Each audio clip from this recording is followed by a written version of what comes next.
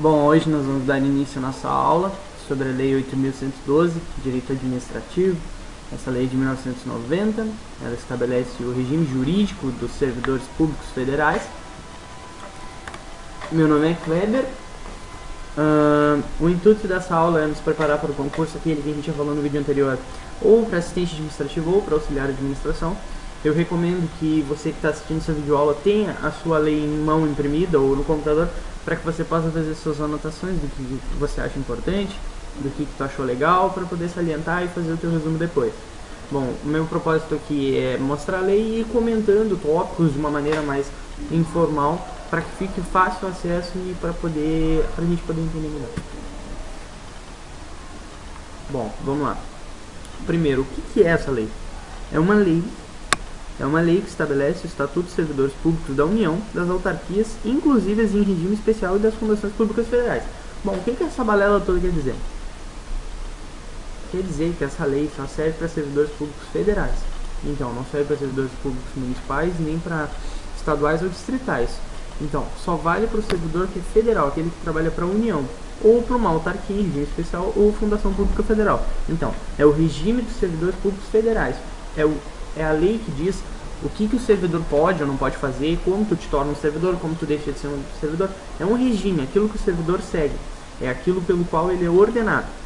Bom, essa lei, ela começa dando alguns conceitos que são importantes para lá depois no texto grosso da lei, tu não te perder e não ficar confuso, e para também não dar margem para dúvida, né? Então ela te explica o que é cada coisa, ela é minuciosa, esse é o problema dessa lei. Ela não é uma lei difícil, ela é uma lei minuciosa porque ela tem que prever todas as possibilidades. Bom, aí seguindo no artigo 2º, servidor é a pessoa legalmente investida em cargo público. Bom, quem é servidor? Aquele que detém de cargo público. Então é legalmente investido em cargo público. Então, quem é o servidor público? É a pessoa que obtém um cargo público, pessoa física. Bom, o que é um cargo público? Cargo público é o conjunto de atribuições e responsabilidades previstas na estrutura organizacional que devem ser cometidas a um servidor. Então, cargo público é tudo aquilo que o servidor faz. Quem detém de um cargo público é um servidor público. Então, tudo aquilo que o servidor faz é o que compõe o seu cargo, suas atribuições, seus exercícios, é o que compõe o seu cargo.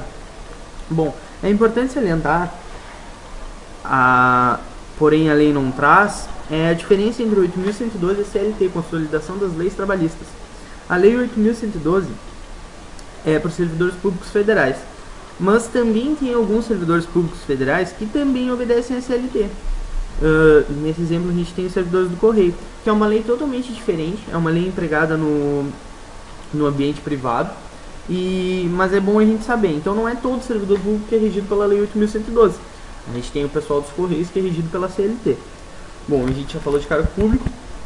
Aí depois ele diz, que a prestação de serviços gratuitos é ilegal.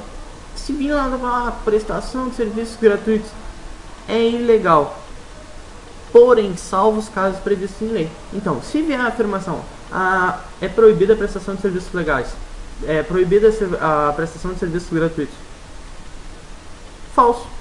Por quê? Porque tem os salvos casos previstos em lei. Então, tem que vir na tua questão, é proibida a prestação de serviços gratuitos, salvo os casos previstos em lei? Sim, verdadeiro. Isso é uma verdade. É proibida a prestação de serviços gratuitos? Isso é uma meia verdade. Então não é verdade. Então tu não pode botar verdadeiro nessa questão. Bom, vagas para deficientes. A lei também estabelece que a administração deve disponibilizar até 20% de suas vagas para deficientes, desde que suas funções sejam cabíveis à sua deficiência. Porém, tem um porém aí, se o número de vagas for reduzido de tal forma que 20% não representem uma vaga, exemplo, imagina que eu tenho 4 vagas, 20% de 4 vagas é 0,8, não representa uma vaga, não fechou uma vaga. Então essa vaga não precisa, não há necessidade dela ser disponibilizada. Então, a administração pública deve sim, sempre preservar 20% para vagas para deficientes. Porém, se não chegar, se 20% não compor uma vaga, não há necessidade. Bom, depois ele vai falar ali, já no artigo 5, dos requisitos para investidura em cargo público. Poxa, mas para quem está pegando a lei pela primeira vez, fica um pouco complicado. Investidura, o que é investidura? Investidura é tu ser um servidor de fato.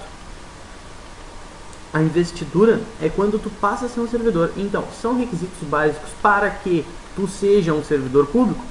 1. A nacionalidade brasileira. 2. O gozo dos direitos políticos. Primeiro, o que quer dizer a nacionalidade brasileira? Tu tem que ser brasileiro ou, se estrangeiro, for naturalizado. Se tu for estrangeiro e te naturalizar, bom, aí tu pode investir em cargo público. Porém, temos um adendo aí, que vem lá, depois lá no... mais adiante na lei, mas a gente já vai adiantando para te poder anotar aí e não te perder, que se for para uma universidade, para um cargo de professor, não há necessidade da naturalização. Então, temos uma exceção somente para as universidades. Para as universidades não há necessidade do estrangeiro se naturalizar. Bom, essa medida é tomada para favorecer o crescimento a promoção tecnológica do Brasil. Porque vem um pessoal de fora dar aula aqui, eles estão nos ensinando a tecnologia que eles detêm.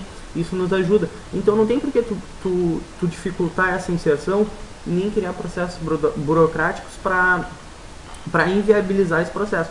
Então a nacionalidade brasileira, sim, deve ser. Mas para cargo de professor a nível de universidade, não há necessidade de naturalização. Outro porém, para os portugueses, aqueles advindos de Portugal, não há necessidade também de uma naturalização, devido à reciprocidade de ações. Isso é, um brasileiro lá consegue fazer um concurso público sem que ele precise se naturalizar. A mesma coisa para os portugueses aqui.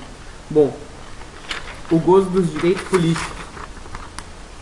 A pessoa, para investir em cargo público, deve ter exercido seu direito de ter comparecido às urnas na última eleição. Então, tu tem que estar quites com as tuas obrigações eleitorais. A quitação com as suas obrigações militares, isso é, para os homens, o serviço militar ele é obrigatório, então o alistamento é obrigatório aos seus 18 anos.